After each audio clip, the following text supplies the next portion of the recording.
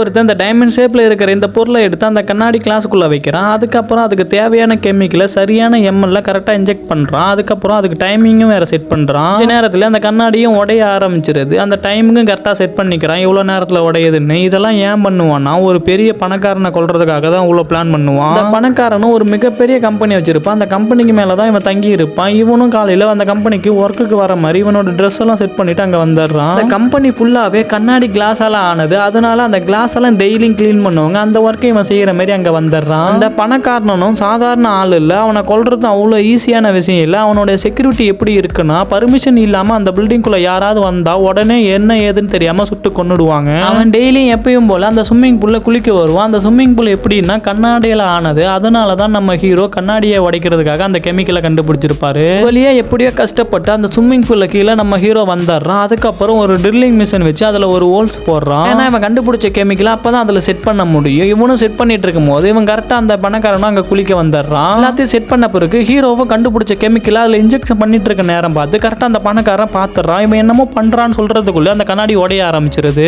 Hero already plan பண்ணி வந்ததுனால அந்த கண்ணாடி கிளாஸ் உடையறதுக்குள்ள அங்கிருந்து எப்படியே வெளியே வந்துடுறான். ஆனால் அந்த பணக்காரன் அந்த கண்ணாடி கிளாஸ் உடஞ்சு அங்கேயே இறந்து போயிடுறான். பணக்காரனை கொல்றதுக்கு எதுக்கு இவ்வளோ கஷ்டப்படணும்? கன்னை வச்சு ஷூட் பண்ணிடலாமே நினைப்பீங்க. ஆனால் அது ரொம்ப ரிஸ்க். ஏன்னா அது ஒரு கொலைன்னு கண்டுபிடிச்சிருவாங்க. இதுனா தற்செயலே நடந்துச்சுன்னு சொல்லிட்டு விட்டுருவாங்க.